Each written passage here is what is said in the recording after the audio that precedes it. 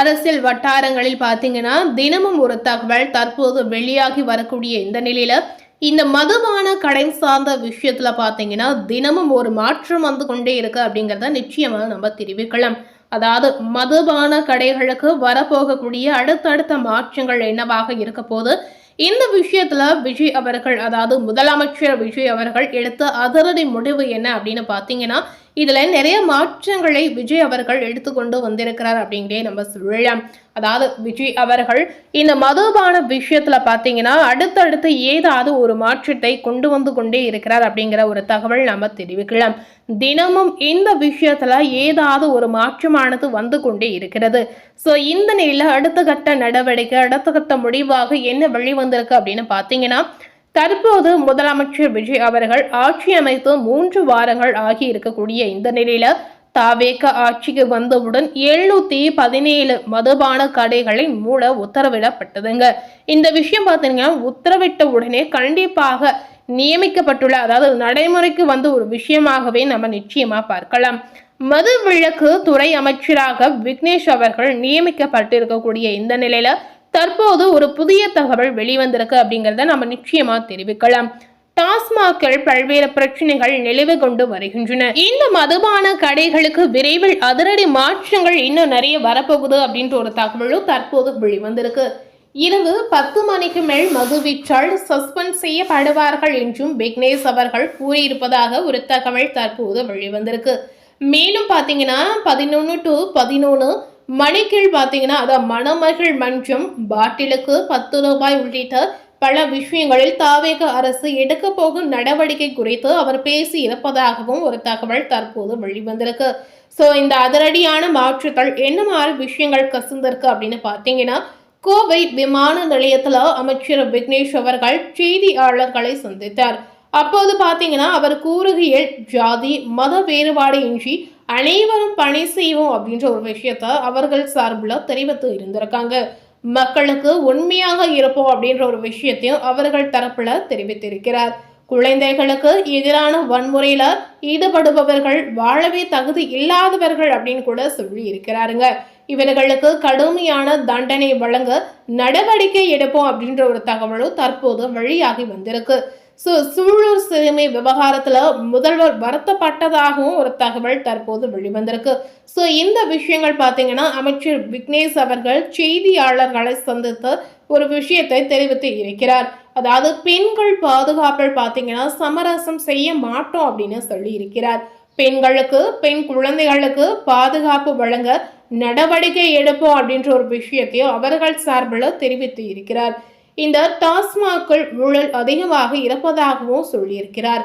மதுபானம் வருமானம் பார்த்தீங்கன்னா தனி மனிதர்களின் வங்கி கணக்கிற்கு செல்கிறது அப்படின்ற ஒரு விஷயமும் கண்டிப்பா தெரிகிறது. அது அரசுக்கு செல்வதில்லை.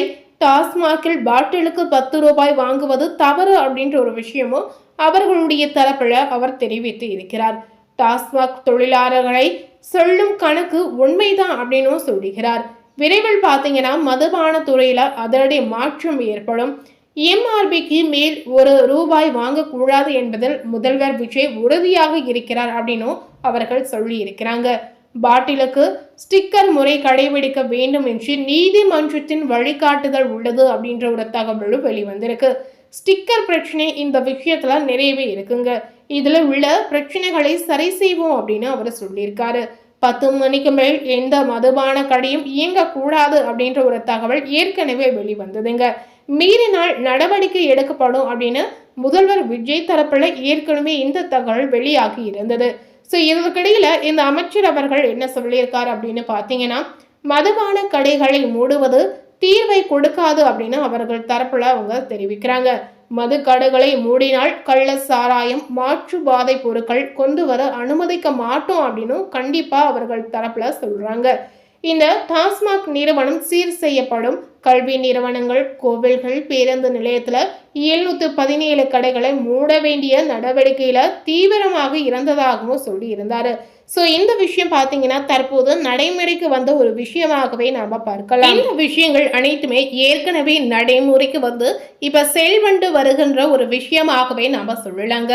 ஸோ இந்த ஆட்சியில் பார்த்தீங்கன்னா யாருமே செய்யாத ஒரு விஷயங்கள் நிறைய மாற்றங்களை கொண்டு வந்து கொண்டு இருக்கிறாங்க அப்படிங்கிறத நாம் இந்த தரப்பில் கண்டிப்பாக தெரிவிக்கலாம்.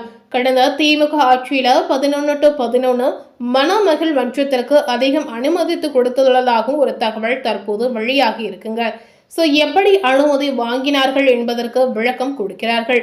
மணமகள் மன்றத்தின் மூலம் அரசுக்கு வரும் வருமானத்தை தனி நபர்களுடைய வங்கி கணக்குல குவிந்து வருவதாகவும் ஒரு தகவல் வெளிவந்திருக்கு. இனி அதை நடக்க விடமாட்டோம், இந்த டாஸ்மாக் நிர்வாகத்தை முதலில் முறைப்படுத்த வேண்டும் என்று அவர்கள் சொல்லியிருக்காங்க. அதாவது மதுபான கடைகள் பழைய மாதிரி இனி இருக்காது. மணமகள் மன்றம் அனைத்திற்கும் பார்த்தீங்கன்னா விரைவில் நோட்டீஸ் அனுப்பப்படுவதாக கண்டிப்பா அவர்கள் தரப்புல ஒரு விஷயத்தை தெரிவித்து இருக்காங்க. தவறு செய்தால் நடவடிக்கை எடுக்கப்படும் அப்படிங்கறத உறுதியாகவே சொல்லி இருக்காங்க. மதுபான கடைகளை மூடினால் தீர்வு கிடையாதுங்க, அதை நெறிமுறைப்படுத்த வேண்டும் அப்படின்னு சொல்லியிருக்காரு. மதுவை ஒழிப்போம் என்ற பொய்யான அறிவிப்பு கொடுப்பதில் தீர்வு கிடையாது. கடைகள் அகற்ற இடங்களை கண்காணித்து வருகிறோம். மூடப்பட்ட மதுபான கடைகளில் அதாவது 2290 ஊழியர்களுடைய சம்பளம் பிடித்தமில்லாமல் கொடுக்கப்படும். 10 மணிக்கு மேல் மது விற்பனை செய்பவர்கள் உடனடியாக சஸ்பெண்ட் செய்யப்படுவார்கள். ஸோ ஊழியர்களுக்கும் இதனால எந்தவித பாதிப்பும் கிடையாது அப்படிங்கிறத அரசு தரப்புல அவர் தெரிவித்து இருக்கிறார். அவர்களுக்கு பதிலாக மூடப்பட்ட இந்த மதுபான கடை ஊழியர்களுக்கு பணி நியமனம் செய்யப்படும் அப்படின்றதும் சொல்லியிருக்காரு. அதாவது பணி மாற்றி அமைத்து கொடுக்கப்படும்ன்ற தகவல் இதன் மூலம் நம்ம தெரிந்து கொள்ளலாம். ஸோ இதன் அடிப்படையில் பார்த்தீங்கன்னா இப்போ கள் இறக்குவது குறித்து முதல்வர் முடிவு செய்வாருங்க. எதிர்கட்சிகள் தங்களுடைய இருப்பை கண்காணித்துக் கொள்வதற்காக விமர்சனங்கள் நிறையவே செய்கிறாங்க. மக்களுக்கு என்ன நடக்குது என்று உண்மை கண்டிப்பா தெரியும் அப்படின்றத அவர்கள் தரப்புல சொல்லி இருக்காங்க. கிணத்துக்கடவு சட்டமன்ற அலுவலகத்துல தாவேகா வண்ணத்தில் பெயிண்ட் அடிக்கவில்லை, யார் தவறு செய்தாலும் தவறுதான் என்று அவர் சொல்லியிருக்காரு. அதாவது தவறு இருந்தால் மாற்றிக்கொள்ளப்படும் என்ற ஒரு விஷயத்தை அவர்கள் தரப்புல சொல்லியிருக்காங்க. ஸோ இந்த விஷயங்கள் பார்த்தீங்கன்னா அவர்களுடைய அரசு தரப்புல எந்த ஒரு விஷயம் தவறாக செய்தாலும் தவறான விஷயம் இருந்தாலும் கண்டிப்பாக இந்த அரசு அதற்கு தகுந்த நடவடிக்கை எடுக்கப்படும் அப்படின்றத அவர் உறுதியாகவே இந்த தரப்புல சொல்லி இருக்காருங்க. இந்த செய்தியாளர்களிடம் அவர் நிறைய விஷயத்தை சொல்லி இருக்காரு. அதாவது அரசு வட்டாரங்களில் என்ன நடக்குது, இந்த மதுபான கடைகளுக்கு அடுத்த மாற்றமாக என்ன ஒரு விஷயம் வெளிவரப்போகுது, இதில் இருக்கக்கூடிய மாற்றங்கள் என்னென்ன அப்படிங்கிறத அவர்கள் தரப்புல நிச்சயமா சொல்லி இருக்காங்க. ஸோ கண்டிப்பாக இந்த அரசு மக்களுக்கு உறுதியாக நம்பிக்கை ஏற்படுத்தக்கூடிய ஒரு அரசாக கண்டிப்பாக இருக்கும் அப்படிங்கிறத நாம் இந்த விஷயத்தில் கண்டிப்பாக தெரிவிக்கலாம். ஸோ மேலும் இது போல ஒரு புதிய தகவலை தெரிந்து கொள்ளணும் அப்படின்னு நினைத்தீங்கன்னா மறக்காமல் நம்ம சேனலை சப்ஸ்கிரைப் பண்ணி பக்கத்தில் இருக்கக்கூடிய பெல் பட்டனையும் மறக்காமல் ப்ரெஸ் பண்ணிடுங்க. நீங்கள் சப்ஸ்கிரைப் பண்ணிங்கன்னா நம்ம சேனலில் போடக்கூடிய நியூ அப்டேட்டான வீடியோஸை நீங்கள் உடனுக்குடன் பார்த்து தெரிந்து கொள்ளலாம். தேங்க்யூ.